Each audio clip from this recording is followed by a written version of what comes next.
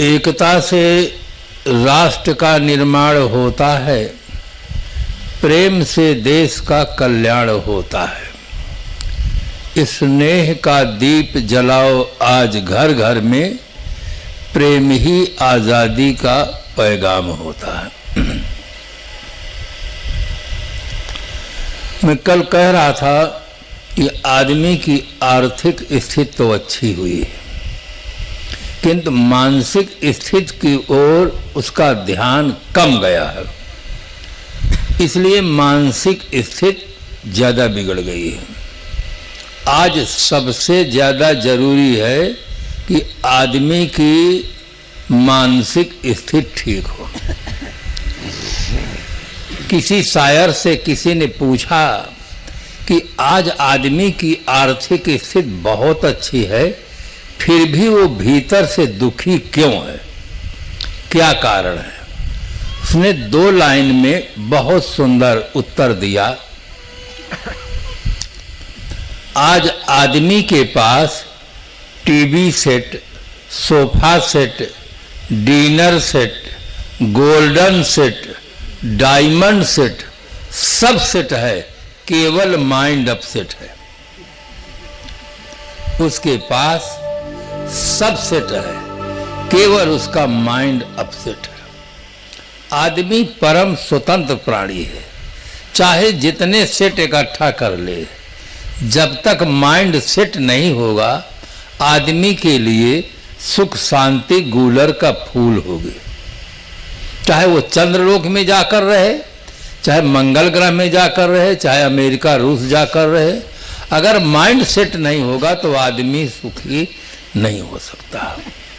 इस तथ्य की ओर बल देते हुए संत सम्राट सदगुरु कबीर साहब ने अपने मौलिकृत बीजक में कहा, एक साधे सब साधिया, सब साधे एक जाए, जैसे सींचे मूल को फूले फले लगाए।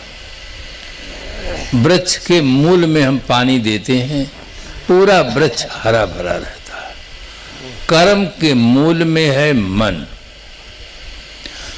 मन को साध लेने पर पूरा जीवन सध जाता है। इस तथ्य की ओर स्पष्टीकरण करते हुए संत सम्राट सदगुरु कबीर साहब ने अपने मौलिकृत बीजक में इतना सुंदर, इतना सरल, इतना सही उदाहरण प्रस्तुत किया है कि हर आदमी आसानी से समझ सकता है। उसके लिए साहब जी ने कहा, जो रहे करवा सो निकरे टोटी। कितना छोटा सा सूत्र है। करवा एक लोटा होता है, टोटी वाला लोटा होता है। आप उसमें पानी भर देंगे तो टोटी से पानी निकलता है। अगर आप उसमें दूध भर देते हैं तो टोटी से दूध निकलता है, और उसमें घी भर देंगे तो टोटी से घी निकलेगा। तात्पर्य यह है, जो करवा में होता है वही टोटी से निकलता है। करवा क्या है? आदमी का मस्तिष्क ये करवा है और इंद्रियां टोटी हैं। आदमी के मस्तिष्क में जो विचार होते हैं वैसे ही इंद्रियों से कर्म होते हैं।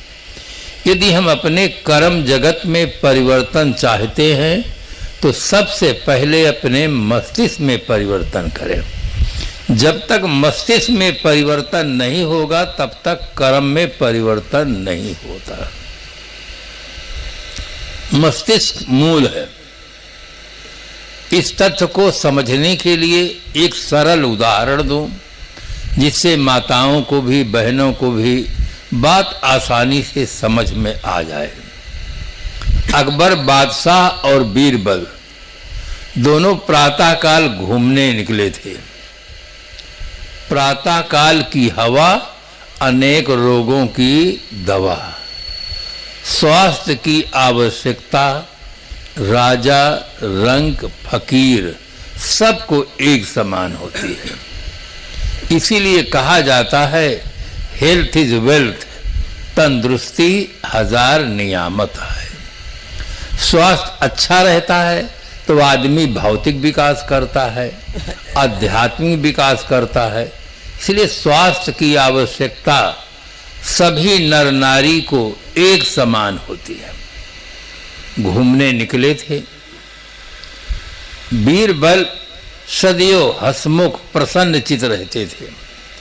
बादशाह के मन में एक ईर्ष्या की आग लगी कि ये मेरा नौकर है, जब देखो तो हंसता रहता है, मुस्कुराता रहता है।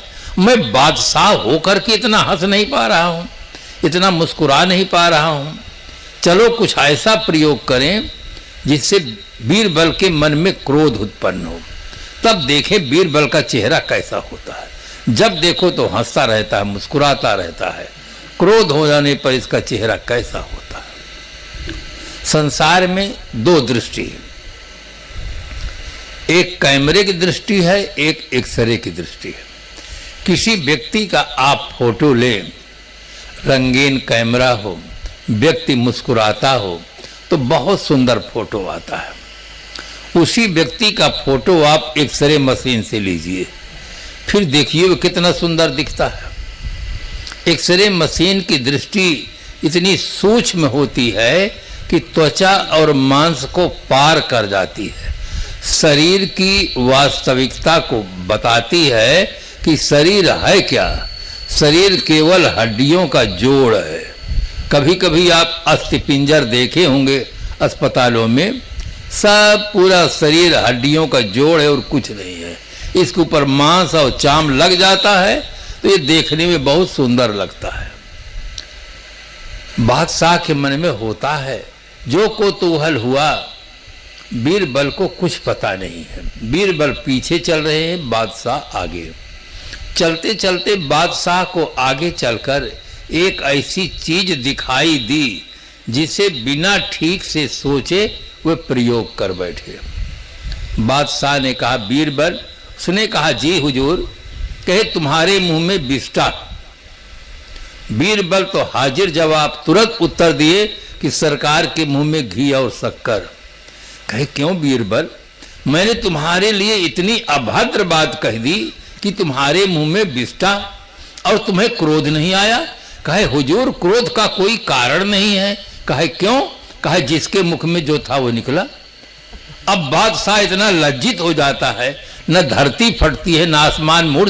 जिसके मुख में, हुजूर मेरे मुख में घी शक्कर था, मेरे मुंह से घी शक्कर निकला और आपके मुंह में जो था वो आपके मुंह से निकला। बादशाह एकदम लज्जित हो जाता। वास्तव में जो भीतर होता है वही तो बाहर निकलता है। शरीर के अंदर जो चीजें नहीं दिखाई देती हैं, अब अंदर से जब बाहर निकलती हैं तो क्या आसमान से आती हैं?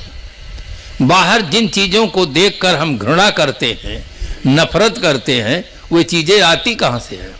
शरीर के अंदर से आती हैं। शरीर के अंदर न हो तो बाहर निकल ही नहीं सकते हैं। तो आदमी के जब तक भीतर परिवर्तन नहीं होगा तब तक बाहर परिवर्तन नहीं हो सकता है। मानसिक स्थिति जब ठीक होती है तब आदमी की नैतिक स्थिति ठीक होती है। जब तक मानसिक स्थिति ठीक नहीं होगी तब तक नैतिक स्थिति ठीक नहीं हो सकती है। इसके लिए एक छोटा सा उदाहरण और दूं जिससे बात इस बिल्कुल साफ हो जाए कि भीतर परिवर्तन होने से ही बाहर परिवर्तन होता है। आप लोगों ने बहुत सज्जन देवियां होंगी जो महर्षि दयानंद जी का नाम सुने होंगे। वे आर्य समाज के संस्थापक थे, अपने समय के गुजरात के ही थे, अपने समय के क्रांतिकारी पुरुष थे। उनका कार्यक्रम पंजाब में चल रहा है। वास्तव में जीवन के दो महत्तम अभिशाप हैं, एक है दुराचरण और दूसरा है अंधविश्वास। आदमी की अधिकांश शक्ति इन्हीं दो में खर्च होती है, दुराचरण में और अंधविश्वास में। महर्षि जी के विचार बहुत क्रांतिकारी थे, अंधविश्वास के खिलाफ वो आग के समान विचार देते थे। मास्टर साहब प्रभावित होकर उनके अपने घर ले गए। सत्संग में बहुत कम लोग आते थे मास्टर साहब के मन में एक दर्द पैदा हुआ, इतने महान संत को मैं लाया हूँ और बहुत कम लोग सुनने के लिए आते हैं, जबकि इनके विचार इतने साफ हैं कि आदमी सुने तो अंधविश्वास से उसके ऊपर उठ सकता है, उसके मस्तिष्क में चिंतन पैदा हो सकता है। आदमी कम आते हैं, इसके लिए क्या उपाय करना चाहिए? मित्र मंडली में विचार किए। मित्रों ने कहा एक उपाय है, अगर यहाँ संगीत का कार्यक्रम विशेष रूप से रखा जाए तो जो लोग कभी सत्संग में नहीं आते हैं वे सत्संग सुनने के लिए आ सकते हैं। संगीत में बहुत बड़ा आकर्षण है, आदमी नहीं जानवर भी अपने शुद्ध बुद्ध खो करके एकदम खड़े हो जाते हैं। मधुर वाणी में, मधुर स्वर में बहुत बड़ा आकर्षण होता है। किसी आदमी को बहुत मिष्टान खिलाइए, थोड़ी सी एक कट बात कह दीजिए, देखा सारा प्रोग्राम बिल्कुल फेल हो जाता है। मित्रों ने सलाह दी कि यहाँ एक उच्च कोट के संगीतज्ञ हैं, उनका नाम है अमित चंद।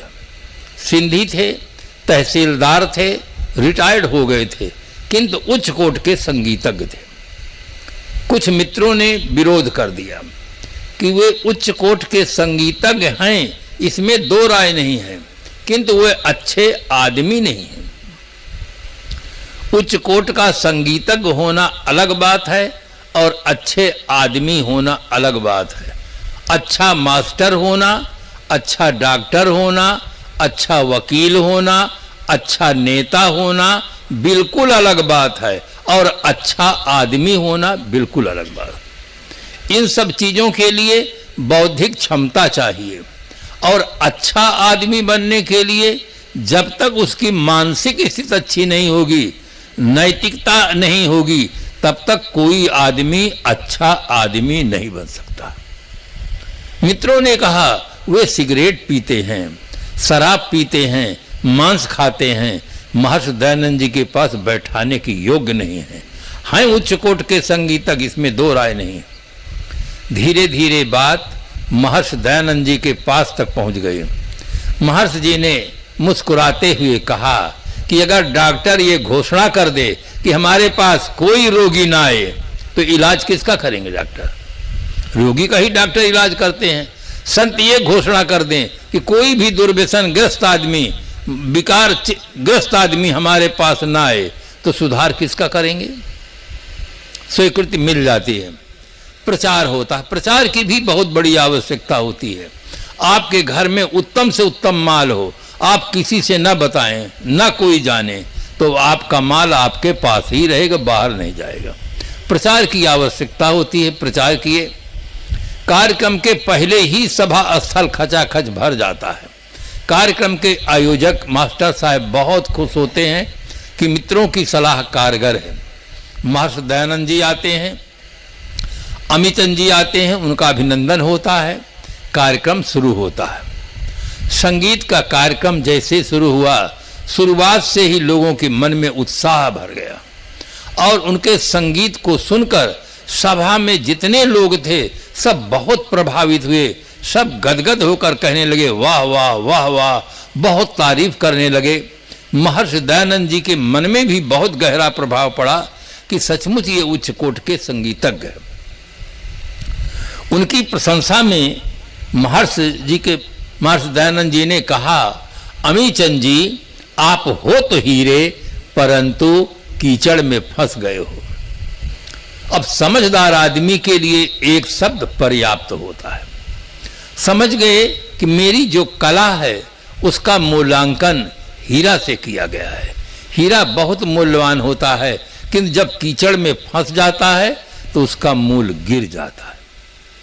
उनके भीतर एक चिंतन पैदा हो गया, इतना गहरा चिंतन पैदा हुआ कि मेरी कला का मूल्यांकन महर्षि जी ने हीरा से किया है। समझ गए कि मेरे जीवन में कीचड़ क्या है। जो मैं सिगरेट पीता हूँ, शराब पीता हूँ, मांस खाता हूँ, यही कीचड़ है। तत्काल प्रतिज्ञा लिए कि आज से मेरे जीवन में जितना कीचड़ है सारे कीचड़ को मैं एकदम छोड़ता हूँ। और जीवन के अंत में वे संन्यास ले लिए। हर हीरा का मूल्यांकन आदमी करता है, हीरा अपना मूल्य नहीं बता सकता। हीरा से ज्यादा मूल्यवान आदमी है। हर आदमी मूल्यवान है, परंतु कीचड़ में फंस गया है। वासनाओं के कीचड़ में, अंधविश्वास के कीचड़ में, गलत आदतों के कीचड़ में आदमी फंसा हुआ है।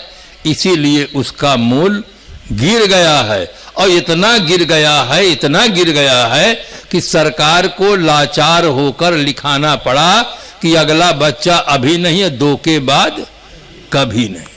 अब आदमी के बच्चे की जरूरत नहीं है। मुर्गी जिलाओ, मछली जिलाओ, कबूतर जिलाओ, सुअर जिलाओ, मछली जिलाओ, इनका पालो चाहे जितने बच्चे हो, आदमी के बच्चे की जरूरत नहीं है। अब मैं पूछूं राजनेताओं से कि ये किनके बच्चे हैं? वैज्ञानिक जो इतना विकास किए हैं, ये किनके बच्चे हैं? ऋषि मुनि महर्षि जिनके आधार पर जगत गुरु माना जाता है, वो किनके बच्चे हैं? सब आदमी के ही बच्चे हैं। आदमी ने ही सारा विकास किया है। आदमी के अलावा दुनिया में कोई प्राणी विकास का काम नहीं कर सके हैं। जितना विकास हुआ है, उस विकास का सारा श्रेय केवल आदमी को प्राप्त है। किंतु इन्हीं आदमी में कुछ ऐसे आदमी हो गए हैं जिसके कारण से ऐसा सोचना पड़ा, ऐसा लिखना पड़ा। आदमी बहुत कुछ जाना है, बहुत कुछ पाया है, किंतु जीने की कला न जानने के कारण जीवन वरदान नहीं बन पा रहा। इसलिए आज आवश्यकता है कि हम अपने गौरव को आगे बढ़ाएं। संसार का सर्वोपर प्राणी मनुष्य है। मनुष्य ही पुस्तकें लिखता है, मंदिर बनाता है, राम नाम जपता है, अल्लाह अकबर की अजान करता है, प्रार्थना करता है, गुरुद्वारा में जाकर अरदास करता है। सब विकास का काम जो कुछ हम देख रहे हैं, जिस विकास को देखकर एक बार दांतों तले अंगुली दबाते हैं, उसका सारा श्रेय मानव को ही प्राप्त है। इसीलिए जब 2 आदमी परस्पर में मिलते हैं तो अपनी परंपरा के अनुसार नमस्ते, जय सिया राम, दंडवत, वालेकुम सलाम, गुड मॉर्निंग, साहेब बंदगी करते हैं। अभिवादन, प्रत्याभिवादन के पश्चात लोग कुशल मंगल पूछते हैं, कहो भैया हाल चाल क्या है। शिष्टाचार लोग ज्यादा सीख लिए। शिष्टाचार के नाते तुरंत कहते हैं घर द्वार, लड़के बच्चे, मकान दुकान सब ठीक, खूब चकाचक, परफेक्टली ऑल राइट, बिल्कुल चकाचक।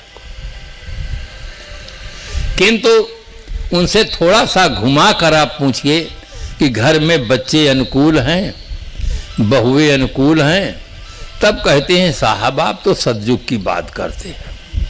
ससुरार पियार लगी जब ते, रिप रूप कुटुंब भये तब ते, सुत मानहि मात पिता तब लो, अब लालन देख नहीं जब लो। बंधुओं, बहुत ध्यान से सुनना, बहुत ख्याल रखना। ये जो हमारे बच्चे हैं, इन बच्चों में भी आप कितने श्रद्धा से पालन करते हैं, पोषण करते हैं, किंतु यही बच्चे जब बड़े हो जाते हैं तब कहाँ चले जाते हैं। अगर पुत्री हुई तो दामाद के यहाँ, अब बच्चा हुआ तो बहू का हो जाता है, फिर मूल में आप ज्यों का त्यों अकेले रह जाते हैं। ये संसार बहुत विचित्र है। कहने लगे साहब हाल ठीक नहीं है, एक बच्चा शराबी है, एक आलसी है, एक जुआड़ी है, बहुएं भिन्न भिन्न घरों से आई हैं। पता नहीं महाभारत कब हुआ है, किंतु हमारे घर में तो सुबह होते इतना कांव कांव मचता है कि घर में कौवा भी बैठने में शर्माता है। सोचता है मुझसे बड़े बड़े कौवा हैं, ये काले नहीं गोरे कौवा हैं। इतना कांव कम मारे शर्म के बेचारा उड़ जाता है। साहब हाल ठीक नहीं। अब वही आदमी थोड़ी देर पहले कह रहा था खूब चकाचक, परफेक्टली ऑल राइट, अब असली बात बताता है कि साहब हाल ठीक नहीं। बंधुओं ध्यान से सुनना, हाल का संबंध चाल से है।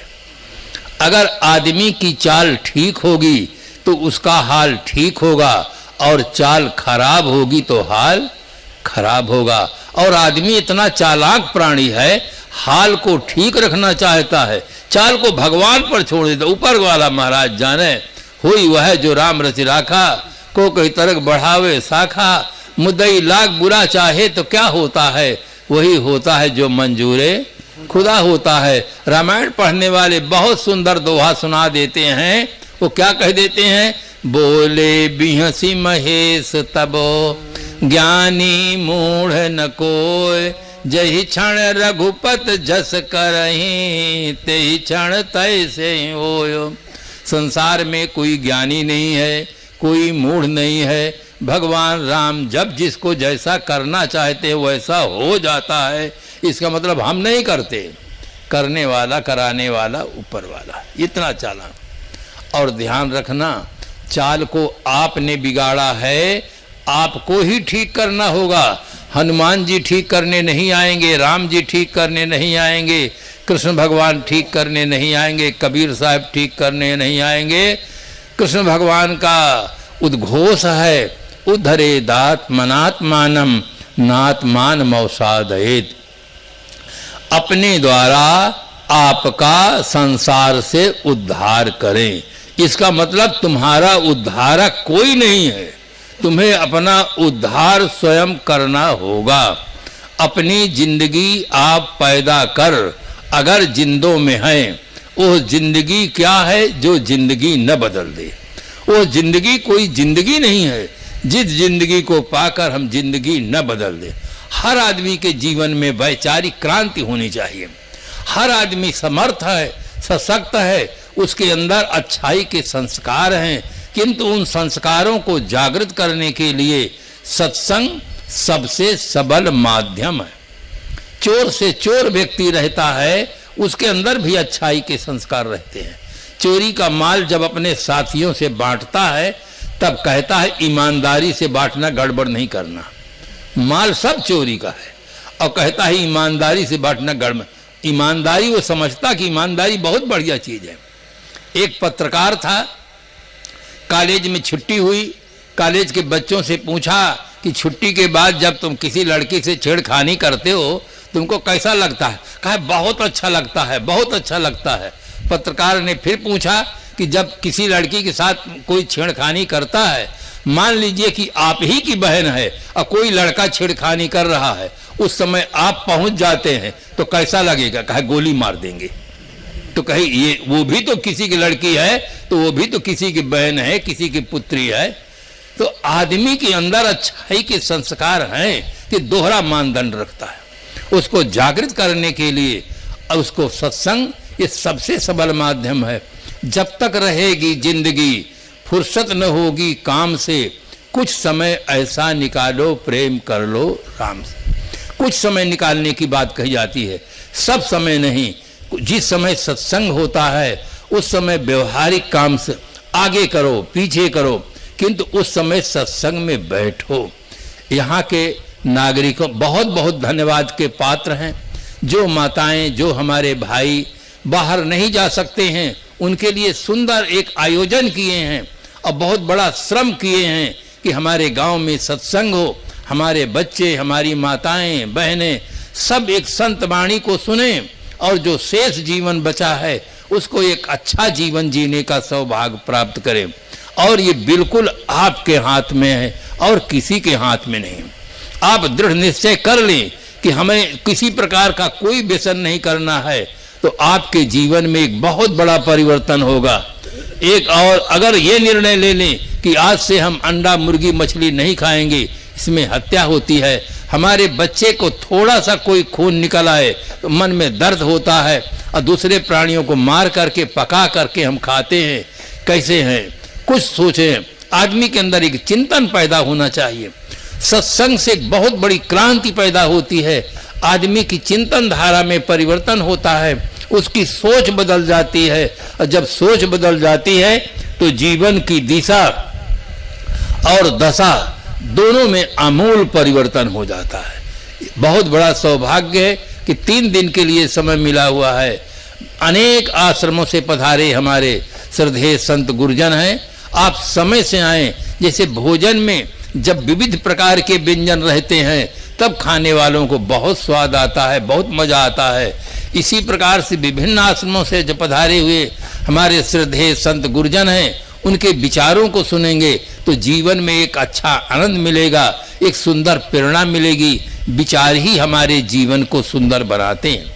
मकान का निर्माण ईंटा, चूना, सीमेंट, लोहा, पत्थर, लकड़ी से होता है, किंतु जीवन का निर्माण विचारों से होता है। जिस आदमी के पास जितने अच्छे विचार होंगे उतना ही अच्छा उनका जीवन होगा, जितने गलत विचार होंगे उतना ही गलत जीवन होगा। हमारे जीवन को गलत बनाने वाला और कोई नहीं है, हम स्वयं हैं। हमारे गलत विचार हमारे जीवन में गलत कर्मों को देते हैं और वो गलत कर्म हमें दुख देते हैं। दुख कोई चाहता नहीं। यहाँ नेकी बदी दो रास्ते हैं, गौर से सुन लो। तुम्हें चलना है जिस मार्ग से अपना रास्ता चुन लो, मगर चलने से पहले सोच लो अंजाम क्या होगा।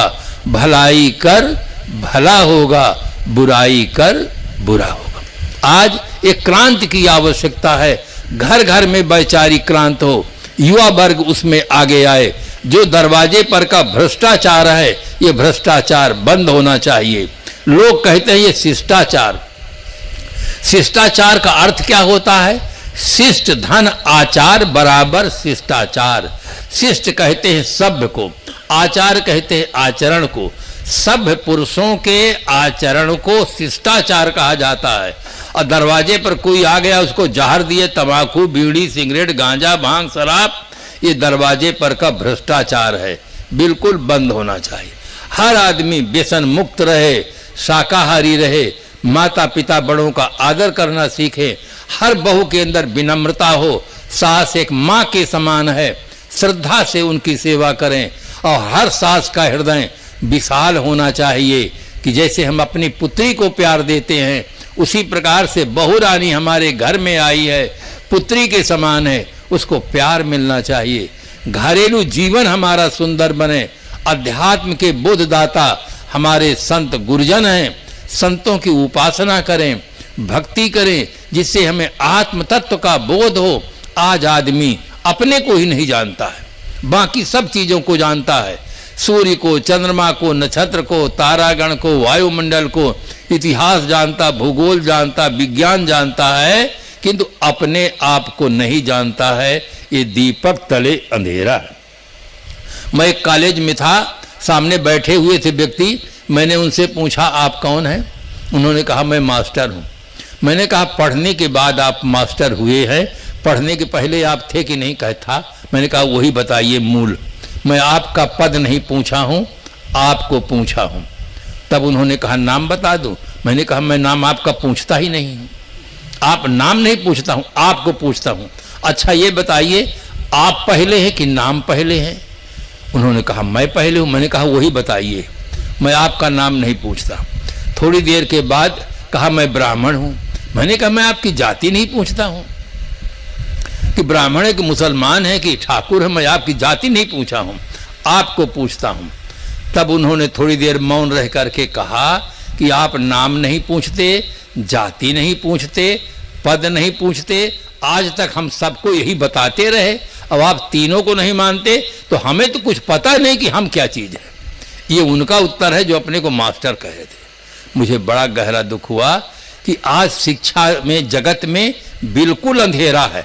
पढ़ने वाला कौन है ये नहीं पढ़ाया जाता है। वो कौन है जिसको शिक्षा की जरूरत है, वो कौन है जिसको मकान की जरूरत है, वो कौन है जिसको कपड़े की जरूरत है, वो कौन है जिसको भोजन की जरूरत है। अगर वो न रह जाए तो न मकान चाहिए, न भोजन चाहिए, न कपड़ा चाहिए, न शिक्षा चाहिए। वो कौन है? दीपक तले अंधेरा है। शिक्षा के क्षेत्र में भी क्रांति चाहिए। शिक्षा भी अंधेरे तले है। शिक्षा केवल जीव को उपार्जन का साधन मात्र बन करके रह गई है। शिक्षा से राष्ट्र के अच्छे नागरिकों का निर्माण नहीं हो रहा, उसमें भी क्रांति की आवश्यकता है। आज हर जगह पर वैचारिक क्रांति की आवश्यकता है, जिससे हमारा जीवन पवित्र बने, हम राष्ट्र के एक अच्छे नागरिक बन सके, परिवार के एक अच्छे सदस्य बन सके, अच्छा जीवन जीने का हमें सौभाग्य प्राप्त हो। इन्हीं शुभकामनाओं के साथ अपनी वाणी को विराम देते हैं। आप सबको बहुत बहुत धन्यवाद।